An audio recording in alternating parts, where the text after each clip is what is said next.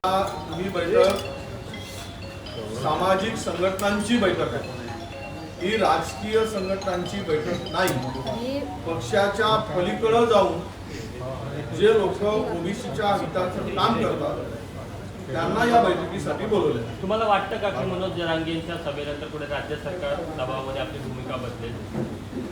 नाही, मला वाटण्यापेक्षा ज्या पद्धतीनं जरांगे पाटील बोलत आहे ते 50% आतच पाहिजे आणि आम्हाला ओबीसी मधूनच पाहिजे आणि सरकारने त्यांना काय कमिटमेंट केलं हे तर मला माहित नाही आणि ते काही तो एजेंडा काही ओपन झालेला नाही।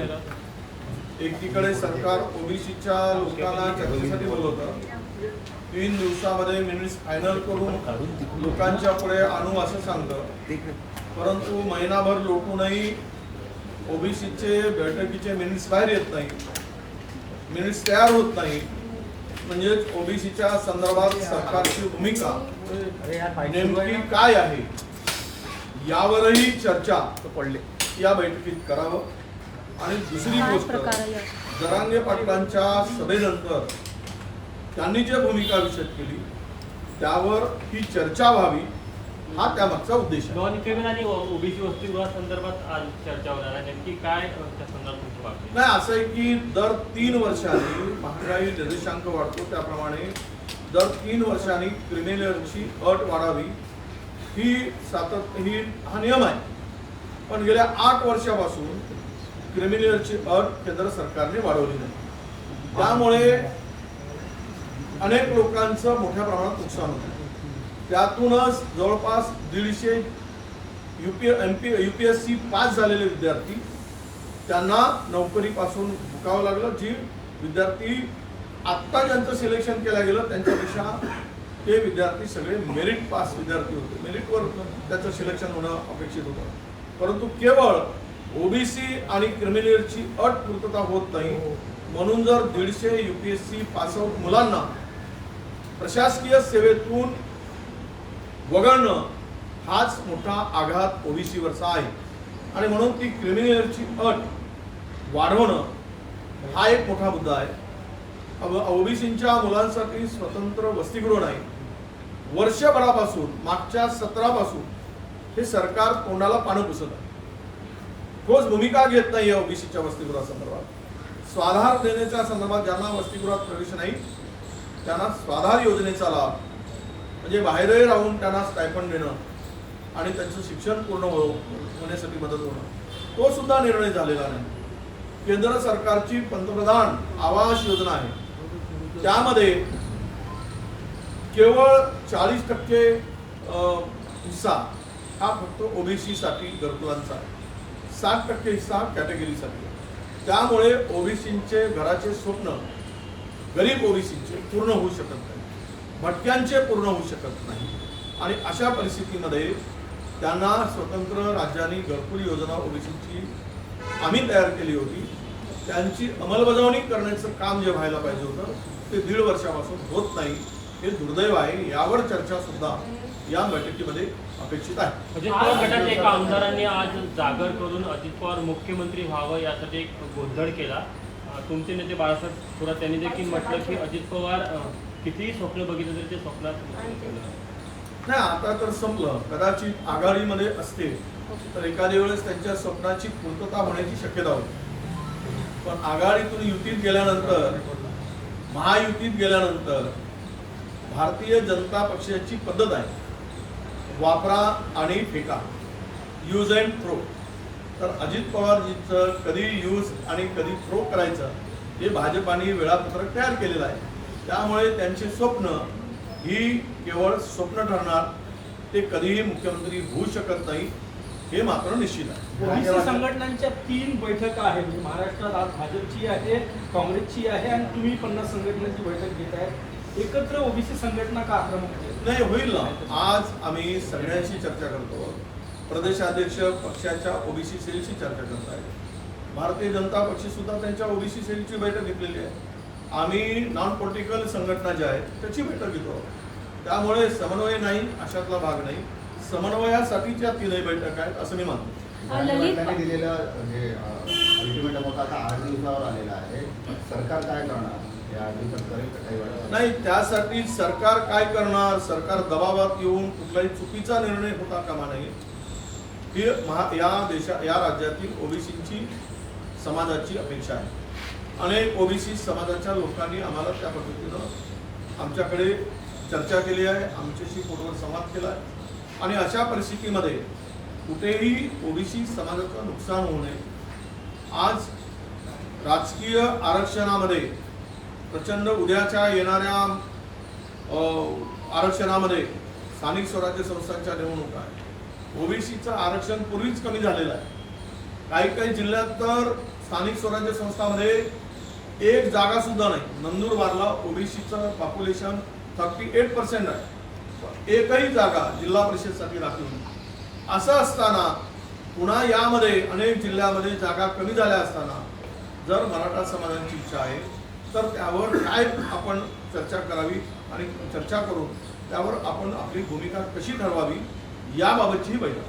जरांगे पाटील याच्यासारखा एक मोठा मोर्चा काढण्याचं नियोजन असणार आहे का सध्या काळात? नाही, बघा, समाज 372-73 समाज म्हणून हा ओबीसी घटक तयार झालेला आहे. या ओबीसी मध्ये जवळपास 373 समाज आहेत, छोटे मोठे समाज धरून. आणि त्यामुळं मोठ्या समाजांची शक्ती एकवटते, पण या बारक्या समाजाची शक्ती कधी एकवटत नाही आणि त्यांना कमी लेखून त्यांच्या हक्काचं नेहमी हिरावलं जातं. अशा परिस्थितीमध्ये या गरीब ओबीसी समाजाच्या हक्काचं कोणी घेऊ नये ही भूमिका आमची असणार आहे. आणि त्यासाठी कोणी जर आंदोलन करून मोर्चे काढून शक्ती दाखवून जर सरकारवर दबाव आणत असेल तर आपल्या हक्कासाठी आम्हाला तीच भूमिका स्वीकारावी लागेल. ही सुद्धा चर्चा आजच्या बैठकीत होईल. पुण्यामधला जो ड्रग्ज माफिया आहे ललित पाटीलचं 14 दिवस झाले फरार आहे, पण अजूनही पोलिसांना सापडलेला नाहीये. काय वाटतं याच्या मागे? नाही, यामध्ये ललित पाटील सापडल्यास सत्ताधाऱ्यांचं बिंब उघडं पडेल.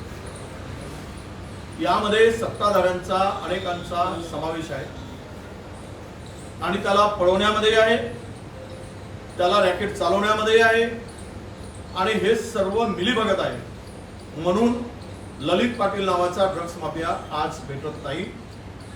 असं काही इतकी मोठी यंत्रणा आपल्याकडे असताना सुद्धा तो भेटू नये, म्हणजेच त्याला लपवण्याचा प्रयत्न किंवा प्रकरण दाबण्याचा प्रयत्न तर होतो का यावर आमचं लक्ष आहे. पुण्याच्या राजकारणामध्ये सुप्रियाताई सक्रिय होतात, त्यामुळे दादा विरुद्ध याचं संघर्ष पाहायला मिळेल काय वाटतं? नाही, आम्ही त्यावर अधिक बोलणार नाही. पवार साहेब आमच्या सोबत आहेत. पवार साहेबांची भूमिका आणि सुप्रियाताईंची भूमिका जी आहे तो त्यांचा पक्षाची भूमिका म्हणून ते पक्ष वाढवण्याचा त्यांचा अधिकार आहे. आता दादा सोडून गेल्यावर संघर्षाचा विषय कुठे आला? दादा आपलं बघतील, ताई आपलं बघतील आणि आम्ही त्याच्यामध्ये दादा ताईंच्या याच्या भूमिकेमध्ये आम्ही बोलण्याची गरज नाही.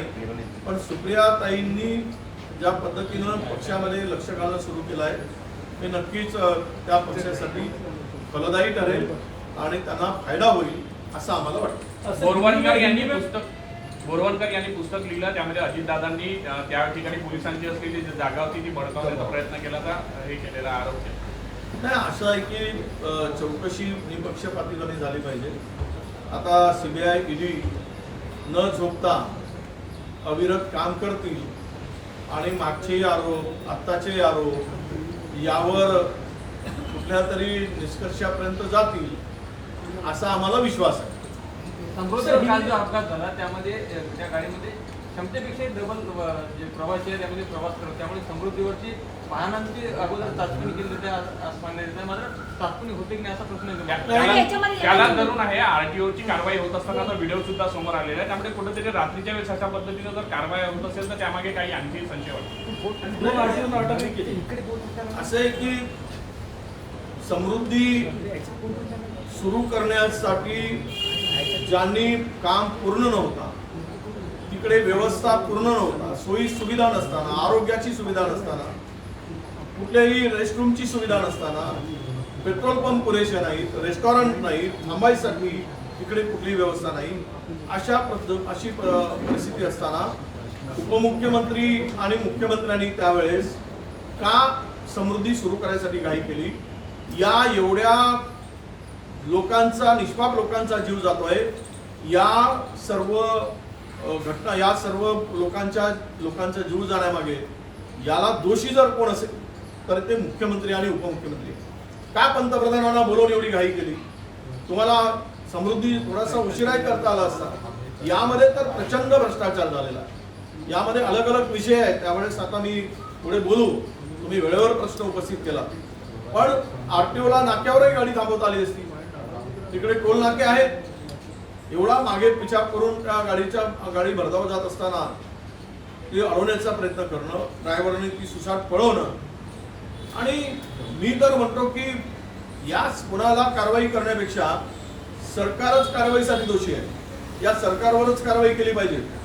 सदोष मनुष्य कुणाचा खरं म्हणजे गुन्हा कोणावर करावा तर या मुख्यमंत्र्यावर आणि उपमुख्यमंत्र्यावर केलं पाहिजे की ज्यांनी नरेंद्र मोदीजींना बोलवून हा जे काही उद्घाटन करायसाठी घाई केली, कुठलीही व्यवस्था नसताना. मी काल पण बोललो, एंड टू एंड त्यामध्ये प्रावधान आहे. कंत्राटदारांनी एंड टू एंड काम केल्याशिवाय त्या ठिकाणी त्या समृद्धी सुरू करू नये. अशा प्रकारचा करार असताना तुम्ही हे जे काही केलंय दिखाऊपणा आणि त्यामध्ये निष्पाप लोकांचे जीव जात आहेत, याला जबाबदार सरकार.